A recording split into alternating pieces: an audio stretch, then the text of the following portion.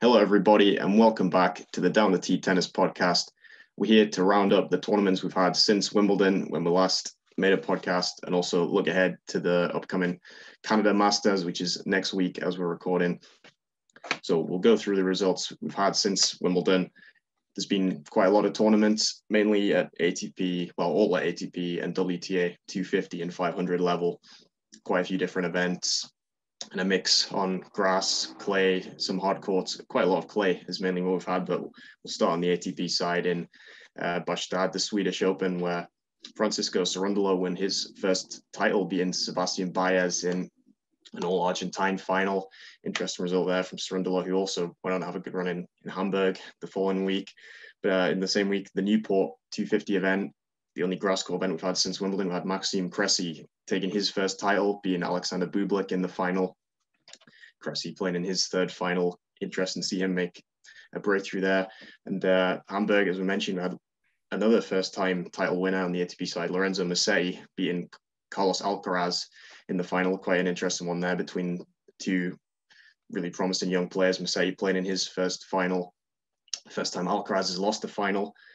Then also in the same week, we had Gstaad, the 250 event on clay. Casper Ruud defending his title from last year, winning a fourth title in Switzerland, another ATP 250 title on clay, being Matteo Berrettini in the final. And then the first hardcore event we had on the ATP side in Atlanta at 250, Alex de Minaur being Jensen Brooksby in the final. And also in Kitzbühel, another 250, we had Roberto Bautista beating Filip Misolic, an Austrian player, surprise finalist there. Interesting story. And moving on to UMAG, we had another interesting clash of the young guns, and again featuring Alcaraz, but again coming out as a runner-up, losing to Jannik Sinner in an interesting final there in Croatia, where he did take the title last year. So that are the results we've had. And we also Los Cabos this week. We have had the final already, where Daniel Medvedev beat Cameron Norrie in the final. Also, we've got the Washington final to come later today as we're recording, where Nick Kyrgios will take on Yoshihito Nishioka. We'll come on to discuss that and more on the ATP side, but we'll move on to the WTA results we've had. Starting in Lausanne in Switzerland, we had Petra Martic beat Olga Danilovic in the 250 event final there. In Budapest, in the same week, we had Bernarda Pera win her first title, beating Alexandra Krunic. And then we'll stick with Pera because she then went back-to-back in Hamburg the following week, the 250 event, won a second straight title, being Annette Kontaveit in the final.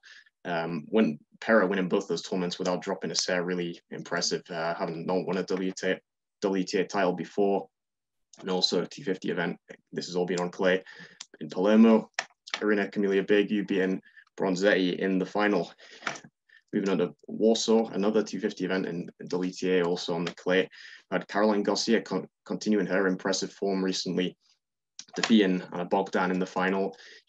Also beat Iga Świątek en route to that title in the quarterfinals. So that's something interesting we'll definitely come on to discuss. And also that week in Prague, the WTA 250 event on hard courts, we had Marie Buskova win her first WTA title, continuing her impressive form after reaching the Wimbledon quarterfinals. She beat Anastasia Potapova in the final. And this week, we've got two finals yet to be played on the WTA side as we're recording. San Jose, the first WTA 500 event we've had since Wimbledon, where Shelby Rogers is going to take on Daria Kasatkina on the hard courts there in the US, and also in Washington, a 250 event where Kaya Kanepi will play Lyudmila Samsonova. Got that one on the end. So Kieran, a lot of tournaments there really we've had since Wimbledon. It's always an interesting part of the season this, where you've got quite a lot of clay court tennis, strangely post the grass court season, a little bit more grass on the men's side, as we discussed, a little bit of hard courts, particularly now moving into the US hard court swing. But just how much have you caught of it over the last few weeks, and what stood out to you the most?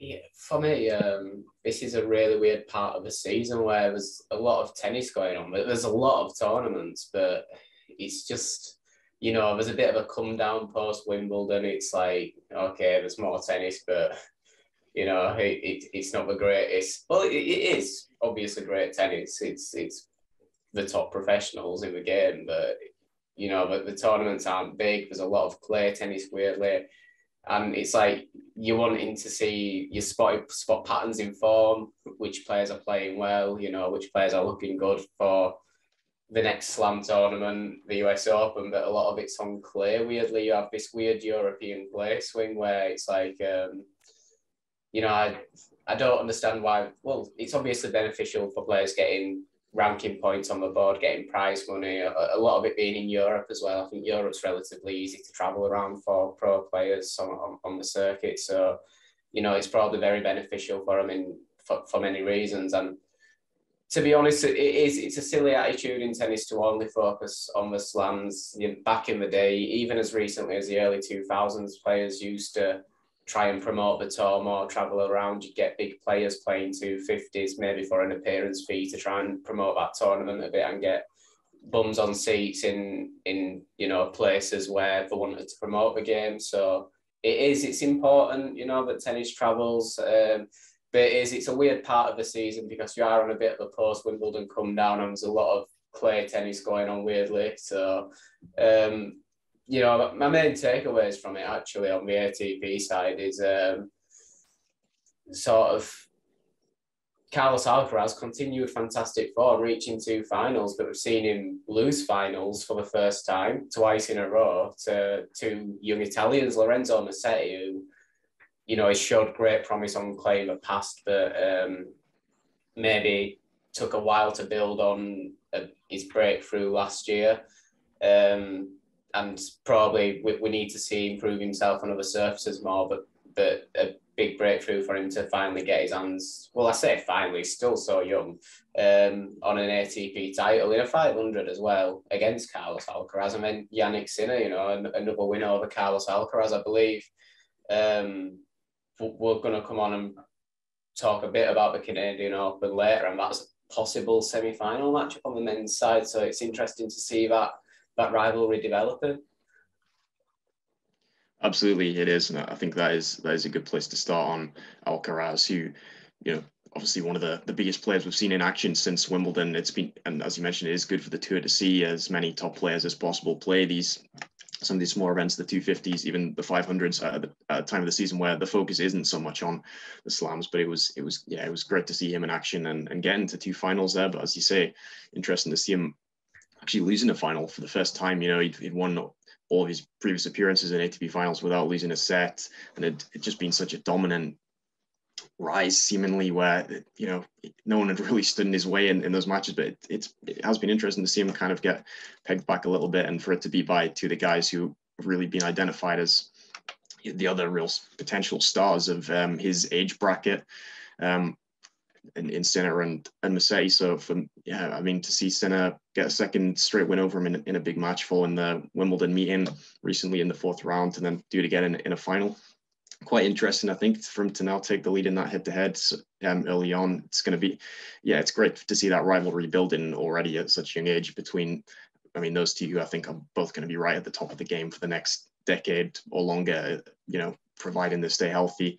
And for Musetti, who you'd say had kind of been the 3rd guy out of that group, but it's still been identified as a real talent, as you said, but had been a bit of a longer wait for him, you know, in comparison to Alcaraz and Sinner, who'd already, you know, got several titles under the belt. And as you said, he'd had some great results on the clay, but for him to come through and reach his first final and then beat Alcaraz in a 500 final, you know, the Hamburg Open, a pretty big tournament, it was really impressive to see. For me, from Musetti, because I did think he was a bit further behind in his development. And you'd still have to say he is overall, but that was a big first step for him to get that win over Alcaraz, to get over the line after he actually saw match points slip away in a crazy second set, which went into a tiebreak.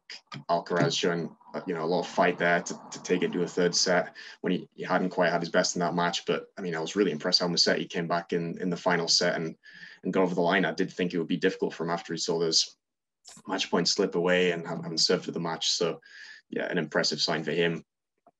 And again, for Sinner, who continues to impress the following week, being Alcaraz, but certainly no concerns over Alcaraz just for losing a couple of finals, as you mentioned, still. And, you know, if he's still reaching finals and, you know, probably wasn't playing his best tennis, it's still a good sign. So looking forward to see how all 3 of those go, moving on to the hard courts and the US swing. So any other results that you want to touch on the ATP side that have caught your eye? Yeah, definitely want to talk about Daniel Medvedev. It's his first title of the year, that, isn't it, in Los Cabos? Is. It is, yeah. It's Yeah. taken a while. You should have told me before the season that we'd have had to wait until August for Daniil Medvedev to get his hands on any title this year. I wouldn't have believed you. A dominant performance against Cam Norrie, who is obviously having a great season himself. A close first set, but then once Daniil Medvedev got that over the line 7-5, went on to storm the second set. There's a lot of questions about Medvedev going to Los Cabos instead of Washington, where there's a stronger draw. It's obviously an ATP 500.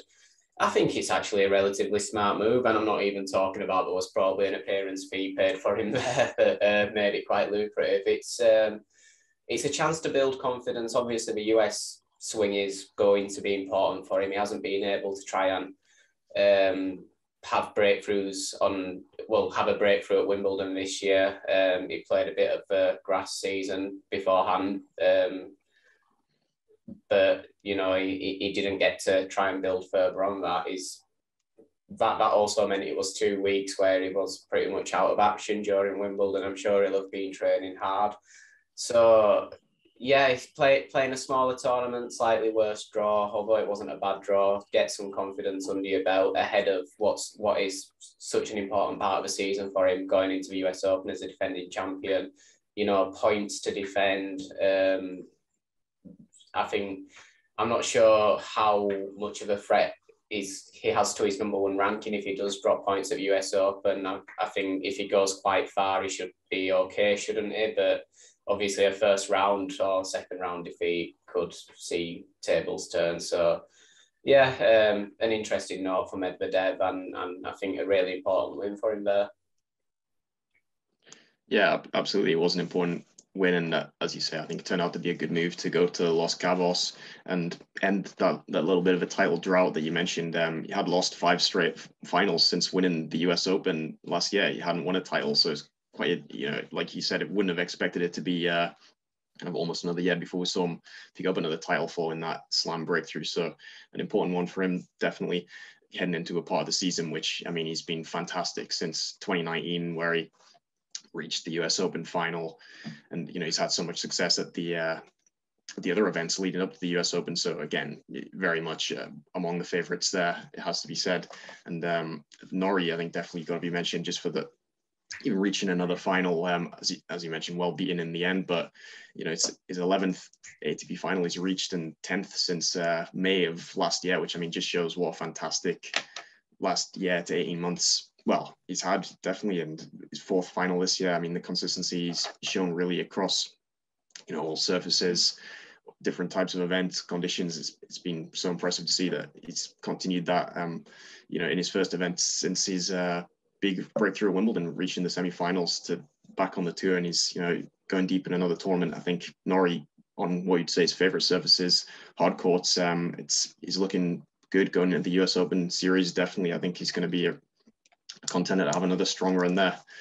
So just a couple more on the ATP side. Maxime Cressy winning his first title in Newport after losing his previous 2 finals. I think impressive him to bounce back after maybe a little bit of a disappointment at Wimbledon after he got the big upset against Alcaraz in the first round, then fell at the next hurdle at Jack Sock. He was really disappointed by that one, but he's responded strongly there. Also had a good run in Washington this week, losing to Rublev in the quarterfinals. So I thought it was good to see him have a good breakthrough and continues his rise really towards the top 30, maybe even the top 20 with his unique brand of tennis, as you'd say it is in the modern game, the certain volley style. So it's really good to see him continuing that. But we'll move on to the WTA side. I think, something which has really stood out for me since Wimbledon was the tournament in Warsaw, where, as we mentioned, Caroline Garcia has continued her really impressive form. Ended Iga Świątek's 18-match clay winning streak going back to last year at the 2021 French Open. She hadn't lost since then. And Garcia winning the 2nd title of the year. She's now won 18 of her last 21 matches. What did you make of that result? A really impressive win for Garcia, who's in fantastic form, really, after earlier in the year had been struggling, been ranked as in the 70s. Yeah, for Carol Garcia, it has been really interesting to see this form this year. It's not, I mean, she's always been a fantastic player, talented player, so many tools in her games, in her game, like just a good mix of play. And she'd gone on, I mean, she wasn't really focusing more on doubles. She was playing singles and doubles a lot, which is, I think it's more sustainable in the WTA especially. But her results in doubles were maybe better, and her singles results had dropped off a bit. So you're starting to think maybe she'd focus more and more on doubles, and that maybe she'd start to look to step away from singles, or at least I started having those thoughts. But no, great results in singles, especially the last couple of months.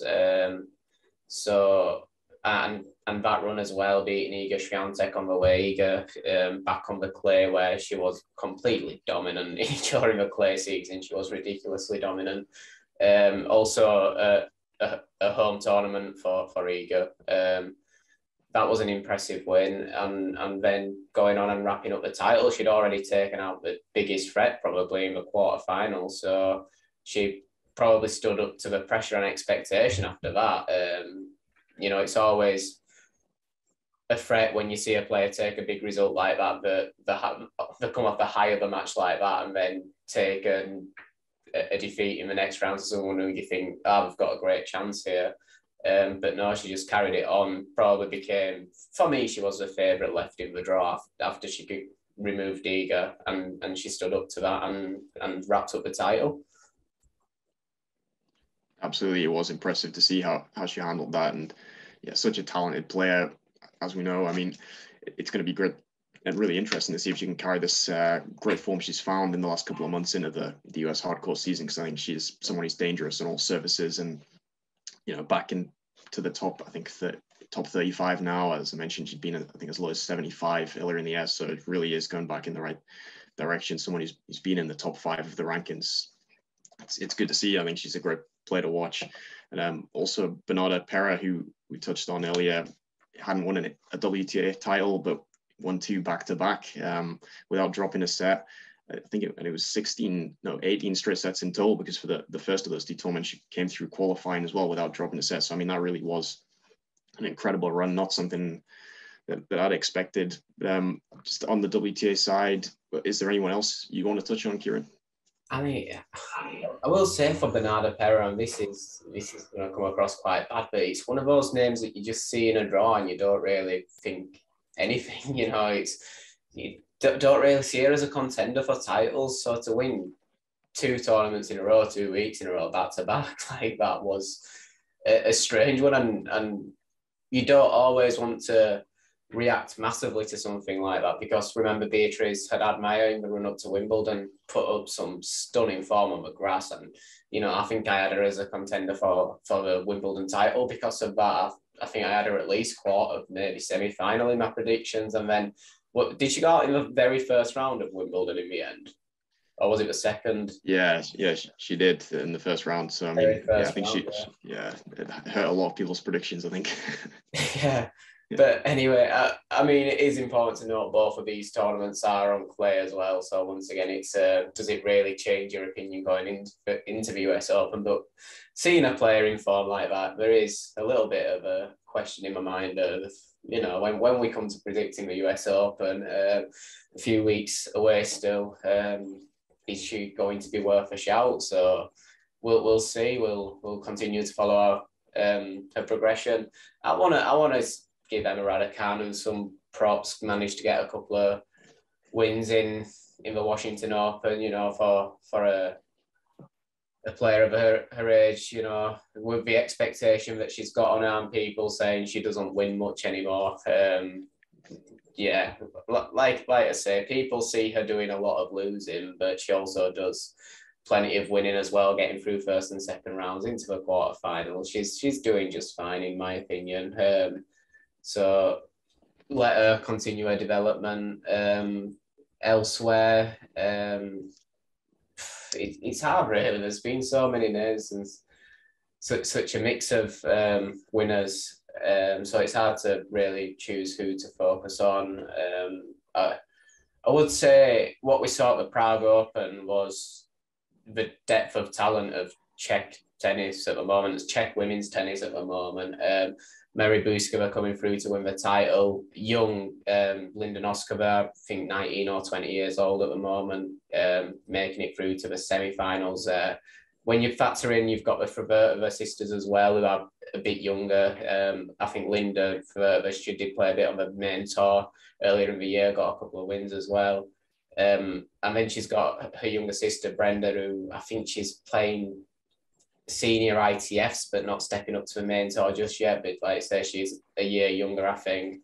There does seem to be a real depth of talent there. And you think so, sometimes when you talk about British tennis and the depth of talent of British tennis is improving, it does make you realise it's still a little bit behind because, you know, Great Britain, it's no smaller than this. Well, it's bigger. It's a lot bigger than the Czech Republic actually in terms of population, and you know, it's not like we. I mean, I do have questions over certain facilities and have we really removed elitism from British tennis, but that's a rant for a different podcast. But yeah, it's strange to see. Obviously, the depth of British tennis is improving, but you always feel it's limited by the fact we're not a massive country. You know, we haven't got a crazy population like the USA, so it's always harder to, you know, if you've got less filtered in at the bottom, well, less coming in at the bottom, you've got fewer and fewer that are going to filter up and up and up towards the top is kind of a narrative that you're fed. But the Czech Republic, with a population of 10 million people, can have this incredible depth of talent. I think it does raise questions. Absolutely, yeah. That's an interesting one, and yeah, Czech Republic. I mean, they are a fantastic example of a nation that absolutely has got the most out of the resources and everything, particularly on the women's side. I mean, the depth they've had, for quite some time has been incredible, really, and some of the fantastic players they've had, for a long period of time. I mean, they've had some incredible champions. So, yeah, definitely an interesting point. And also, just wanted to go back to, I think I made Perez actually won 24 sets in a row. I think I said something else, but that's when he is. So she's carrying that streak into the US swing. So as we've said, with a number of these players, interesting to see how they translate it onto the hard courts for the players who have been playing on clay, but certainly impressive. And yeah, also just to touch on Raducanu, you mentioned, I was also pretty impressed. I saw a win over Camila Osorio, which was, I mean, a brutal 2-set match, well over 2 hours. I mean, particularly the first set was extremely long in tough conditions physically. I thought she did really well to come through that against another promising young player. I think, yeah, there's good signs there, really, for Raducanu heading into obviously an important part of the season, going ahead to a US Open title defense. But looked pretty good and physically, which has been the issue for really just the niggling issues she sort of had this year. Looked in pretty good shape there to come through that one. So encouraging signs there again of the quarterfinals, and looking forward to seeing her at the next couple of thousand events and obviously the US Open. And just someone I forgot to mention really was Francisco Cerundolo on the ATP side. Was really impressed from what I saw from him in Bastad and Hamburg. Played some fantastic tennis there. I mean, a really dangerous player, particularly on the clay, but we did see him play a great match against Nadal at Wimbledon, and also reached the semis in Miami earlier this year. He's up to 25 in the world now, so just thought it was definitely worth a mention what we've seen him do this year. Definitely a really dangerous player with a massive forehand. So another one who it's going to be fascinating to see how he goes moving forward. But just before we move on to the Canadian Open, the Canada Masters, an interesting bit of news which has been confirmed in recent weeks. The Big Four have all been announced that they're all set to play at the Laver Cup for Team Europe. It's just what are your thoughts on that, to see those four actually play that event, hopefully for the first time, barring anyone playing out together? It's going to be really interesting, isn't it? I just want to correct myself. I think I said Linda Noskova's about 19, 20 years old. She's 17. So, yeah, that's, yeah, once again, an even bigger breakthrough than I had in mind. But coming on to the Laver Cup, what a spectacle it's going to be. Seeing Djokovic, Nadal, Federer, Murray competing together on the same team is going to be so fun. I'm excited to see what kind of team that they put together for Team World. I think a few players have been announced already. Kyrgios, who usually plays, isn't going to because he's taking some time away to spend time with his family. Jack Sock is going to play, doubles specialist. Can also do it in singles as well, but obviously since his injuries and stuff, he's had a big drop in singles rankings. So that's what the Laver Cup's about. You know, it's about creating a spectacle. Jack Sock's a really entertaining player. But the thing is, the only problem in recent years is there has been times where Team World have pushed it close, but I think last year was a bit of a joke, really. Just Team Europe, so much stronger. I mean, just the lineup looked so much stronger. I mean, it proved in the way that the Laver Cup turned out. It wasn't even close. And they really need it to be closer and closer if they're going to sell it as a product a bit more. And to be honest, I think the Big Four, it's perfect because you've got Rafa and Novak, who are still at the very top of the game, you know, spoken about as potential winners for every slam. But then you've also got Murray, he's doing well, he's doing all right, he's picking up wins, he's climbing the rankings. Yeah, he had a first round defeat in Washington, who looked to be struggling physically, but in general, he's around the 50th rank in the world at the moment, and for the kind of results he's getting, justify that. And then you've got Federer, that's going to be his first tournament back off a long injury layout. So even though it's a Big Four and it sounds a really, really difficult prospect on paper for Team World, it could maybe be a bit closer. So it's going to be fun to see those four playing together. It's going to be fun to maybe see a Laver Cup where it's pushed close and you've got the Big Four, you know, protecting the legacy against some young Team World challengers. So yeah, really looking forward to the Laver Cup this year. I think it's great what we've done. Absolutely. I think it's going to be fascinating to see those four together, whatever happens. But as you say, there's some reasons to suggest it could be a bit more competitive, certainly than last year. So very much looking forward to that one after the US Open. But we'll look ahead now to the Canada Masters, which is set to begin next week, tomorrow, as we're recording, an ATP and WTA 1000 event, the first one we've had since Rome, ahead of the French Open. So yeah, it's an interesting tournament always to kick off. Well, you could say fully kick off the US Open series with a big event. Obviously, following the ones we've had this week, defending champions Daniil Medvedev and Camila Giorgi. A surprise champion last year, Giorgi.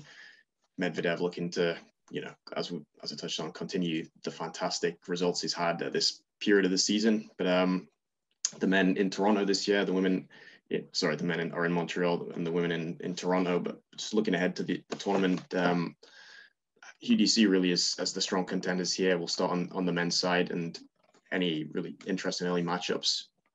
So I'm going to pick Medvedev for the tournament. I think that warm-up in Los Cabos will have done him really good, getting a title on board. And we know he loves the hard courts. We know he loves the US hard court. Well, not US, North American hard courts. We are in Canada. So yeah, I'm going to pick Medvedev for the title. I think he's going to go on and definitely dominate the warm-up of the US swing from here. I could see him taking the title in Cincinnati as well if he plays. And then, looking around, yeah, Carlos Alcaraz is in the draw, but Yannick Sinner, that, like we say, possible semi-final matchup. I really hope that is a semi-final, to be honest. I'd love to see those two go at it again. Felix, he could do something. It's consistency with Felix, but hard courts, he's comfortable, went far in the US Open last year, so I could see him being a challenger for definite. As for early first round matchups, so my eyes are always instantly drawn to Andy Murray. That's quite a weird sentence, but it's the truth. And a first round matchup against Taylor Fritz, I think, is going to be an exciting prospect there. And elsewhere, Matteo Berrettini versus Pablo Carreño Busta, you could see that being an interesting match. Berrettini hitting bombs off his forehand and serve. Carreño Busta just digging deep, trying to defend, trying to make it a graft. So yeah, there is some interesting matches from a very first round, which, you know, good to see. Absolutely, would agree with you on all those early matchups, and a couple of others I'll just throw in would be Denis Shapovalov against Alex de Minaur. Shapovalov at a home tournament, not been in the best of form though. De Minaur has been in good form, so potential, you'd say, a little bit of an upset there, but you know, not a huge upset. Just two quality players going at it in the first round. That's going to be good to see, and potential second round meeting between Kyrgios and Medvedev. There's definitely a mouth-watering one. I think Kyrgios, who I think looks good to take the title in Washington this week, if he can beat Nishioka in the final, that'll be a great second round match, I think, potentially. So look out for that one. But yeah, I'll go a little bit different and go with Alcaraz for the title to get on the board again after these couple of defeats in finals on the clay. But it'll be an interesting one. I think there's a lot of players, really. There's no one clear favorite for the title for me, but I agree Medvedev a strong contender, but I just think that is a pretty tricky draw with Kyrgios. Hurkacz, a player he's had some trouble against, potentially he would meet in the quarters. And yeah, like you say, Felix at his home event, I think it's going to be a factor, but has lost form a bit recently. Got Tsitsipas coming back for his first event since Wimbledon, so it's going to be an interesting one, but I'll go with Alcaraz to add to his Masters 1000 tally. So we'll move on to the WTA side. Another one which I think is going to be interesting. Who do you see coming through this one potentially? You know what? And taking the title. Paula Badosa, you know. Other names that jump out in the draw, obviously, Świątek always jumps out in any WTA draw. I see her having a strong run, at least for semis, I think. There are possible banana skins in there. It'll be interesting to see how Leylah Fernandez does coming back from injury. Gabby Muguruza, if she finds form, which she hasn't this year, could be a strong matchup. But yeah, I think Iga's going to get some wins on the board, build more confidence. She's great on hard courts as well. But yeah, I feel like there's a lot of players, obviously, as always, in the WTA that could win it. Sabalenka, we know she's had some struggles this year, but also she is a fantastic player. Who else are you looking at? I don't know, maybe Coco Gauff as well, possibly.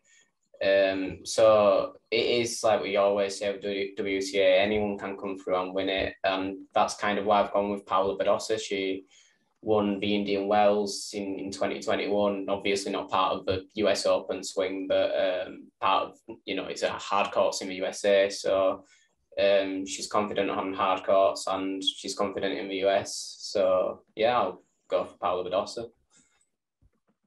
Yeah, definitely. I think a decent shout. And I'm gonna go for the number one seed and the world number one here for Świątek to take the title. So we've got a couple of different champions we've predicted, but I agree, not a clear cut one. Maybe Świątek not coming in with quite the incredible winning streak she was on earlier in the year. You know, defeated Wimbledon and in Warsaw, but I think see it on the hard courts here. Yeah, I'm going to go with the bounce back and get another big title under her belt. Some interesting early round matches as well on the WTA side: Bencic, Azarenka, Kanepi, Osaka, Krejcikova, Pliskova, Kasatkina, Bianca Andreescu, just to name a few. So very much looking forward to this tournament. I think it's going to be a very interesting one. Just before we wrap up on the men's side, Alexander Zverev not going to play the tournament as he continues his comeback from the ankle injury he picked up at the French Open, but also Rafael Nadal and Novak Djokovic will not feature. Nadal, due to the abdominal injury he did pick up at Wimbledon, continuing his recovery from that. So we'll hope to see him back in Cincinnati. And Djokovic, due to Canada's vaccine mandate. So yeah, it does put in doubt, you'd say, his chances of playing the US Open. Doesn't look like the situation's going to change before then. But just on Nadal and Djokovic, what do you make about, you know, them missing this, and then what it means potentially, you know, US Open, and a little bit in doubt for both, more so for Djokovic? Yeah, if Nadal gets fully fit, then he's a contender for the US Open. It's his best hardcourt slam. It's his second best slam after the French. So I think the fact that he waited until I think maybe the day before the draw was announced to pull out shows that he is keen for the North American court swing. And he was really waiting to see if he could play. He does want to be there, but it's just at this point, it's if he's not ready to play the Canadian Open, will he be ready to play Cincinnati? Will he be ready to play the US Open? So I think it's a clear sign he wants to play, but it's just is he going to be fit enough in time? And with Djokovic, I don't see the rules changing in the next few weeks for him. I don't think there's anywhere really around the current COVID-19 travel rules into the USA. So, if exemptions were made for a top professional athlete, that brings about so many other controversies that a country cannot get into. So, it's always a real shame to see him miss out on playing tournaments because of that. At the end of the day, he's maybe still the best tennis player in the world, even if his ranking doesn't say that, and definitely top 2 to 4, top 3 easily. There's only Nadal or Medvedev that you could argue above him at the moment, in my opinion. So to see the great champion that he is, you want to see the best players at the best tournaments removed from a draw because of these kind of situations. It is always a shame, but at the end of the day, a country can't change its laws to make exceptions for a person just because of who they are. And it's on him. He said he's happy to deal with the consequences, to stick by what he believes. So it's a problem partly of his own making as well. I think that's an important note, and it's a problem that he's happy to deal with, to carry on standing by what he believes in. So fair play to him or with that. It's just a shame, but it is what it is. So yeah, it's a fair assessment. Of course, we'd love to see him there, but it looks unlikely to change now. So probably are going to miss him there. Nadal, hopefully is going to be ready in time. I think there's a good chance he will be. And Zverev, we're not so sure about coming back from that serious injury. So it could be some real top names and top players missing on the men's side of the US Open, but that's something we'll know more about in a couple of weeks. So that brings us to the end. Thanks everyone for watching. We've enjoyed there's been a lot to wrap up, a lot of tournaments, and we've got a couple of big ones now coming up with the Canada Masters and Cincinnati the following week.